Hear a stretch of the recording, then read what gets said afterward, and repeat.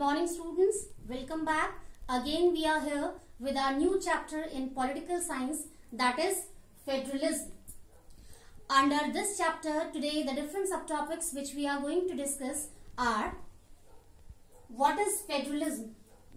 Students, when you were in 10th class, at that time also you had a particular chapter in political science and the name of that chapter was federalism. And with the help of that chapter, you came to know about the process of federalism. What happens under federalism? We have different levels of government under federalism, where power can be distributed among these levels of government: central government, state government, and local government. And it is the best example of decentralization, where power does not lie in the hand of a particular institution. Now, in second subtopic, different features of federalism.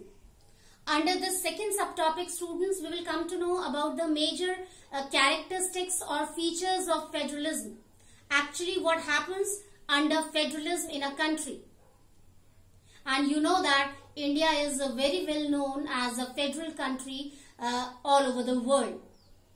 Now, at last, we will discuss two major objectives of federalism. So, in our last subtopic, we will come to know about the two major objectives, two major purposes for following federalism in our country, India. So, let's start with our first subtopic, that is, what is federalism? Students, be attentive and careful to understand this subtopic properly. And we know that earlier also you came to know about this concept in your previous class. So I think you will not face any problem to understand this chapter. So first subtopic is, what is federalism? So with the help of a few points, we will come to know about this federalism as a key feature of democracy. Yes, beta. Federalism we can take as a key feature of democracy. The country which is democratic, you will find easily there that federalism is going to be followed to have a proper government which can run the country in a proper way. Now, federalism means three levels of government. Regarding our country India, students, we have to take federalism in this way.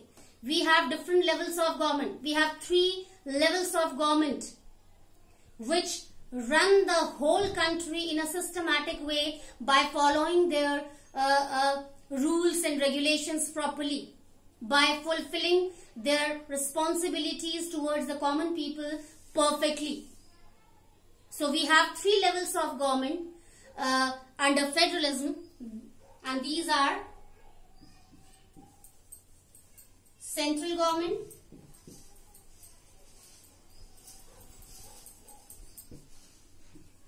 state government,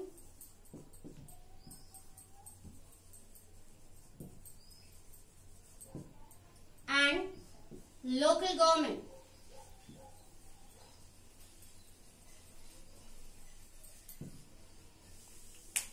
Students, let me tell you one thing. Earlier, before 1993, we had only two levels of government: central government and state government. But later on, what happened? The vast states like Maharashtra, Rajasthan, Uttar Pradesh, these states started facing problem to handle all the things alone in their individual states. So they discussed about their problem to central government. And finally, after discussion, a kind of idea was there as a solution. And that was the idea of the formation of a new type of government. And that was known as local government. Students, please listen carefully, beta. Before 1993, we had only two levels of government: central government and state government. But later on, due to the problems of vast states for the handling all the issues alone in their individual states, then that solution was there in the form of a new type of government, that is local government. So now we have under federalism 3 levels of government: central government, state government, local government. And the whole power is going to be divided or distributed among all these 3 levels of government.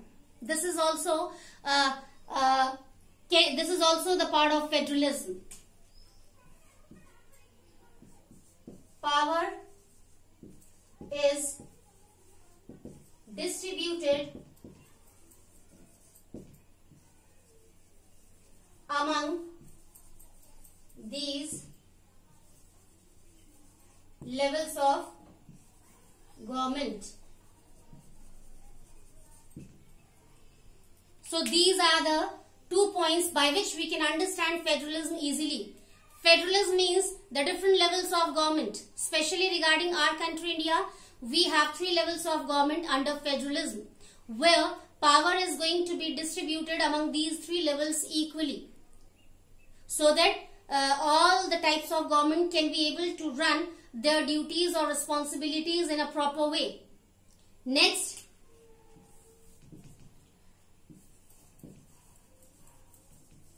different lists having various subjects accordingly. Really students, this point can also be beneficial for you to understand federalism. If we have 3 levels of government under federalism, then we can come to know that all these 3 levels of government have their own limitation of power. And this we can understand with the help of this 3rd point easily. We have different subject lists where we can include those subjects or topics which can be taken care of by these levels of government according to their power or limitation of power, we can say. How? You can see in this way, we have 3 lists: union list, state list,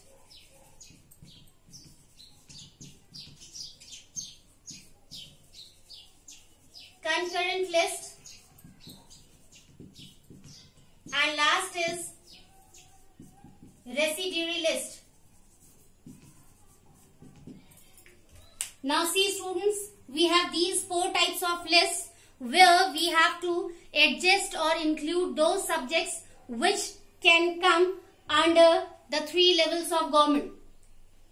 Now union list, with the help of word union you can come to know that here a central government has a power to take care of the subjects which we are going to include here. And which subjects can be there? Defense, finance, okay, defense, finance, foreign affairs, banking. These are the subjects which we can include under union list and which can be taken care of by central government. Defense, finance, banking, foreign affairs. Now what comes under state list? State list, here the word state can tell you that here state governments are going to be taken care of, are going to take care of the subjects which we are going to include here. The subjects which are going to be taken care of by the state governments, we have to include those subjects here. Like police,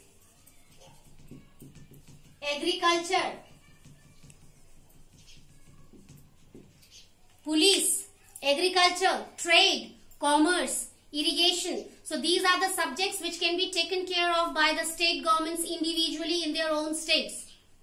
You have seen each state has its own police. Okay, so these subjects like police, agriculture, irrigation, your commerce, trade, these subjects are going to be taken care of by the state governments individually in their own states. Now what comes under concurrent list?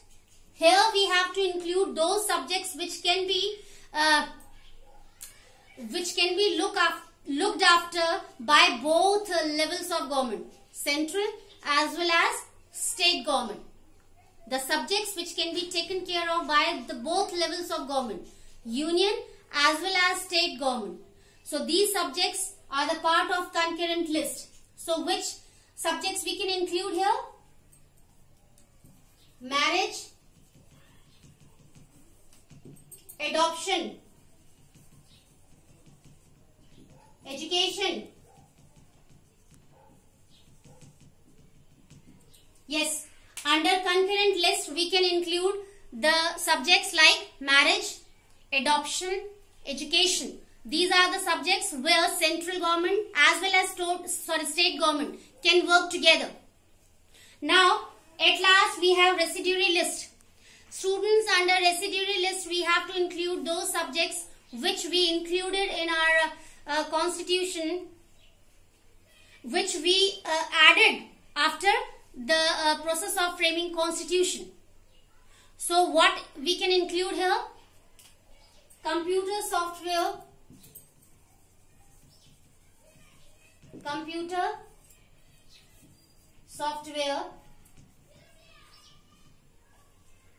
or technology we can say. Yes.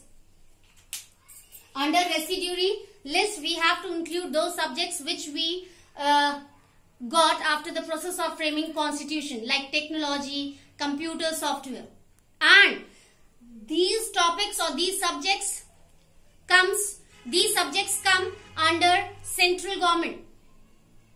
Computer software, technology, these subjects come under central government. Central government has the power or right to take care of these subjects under residuary list.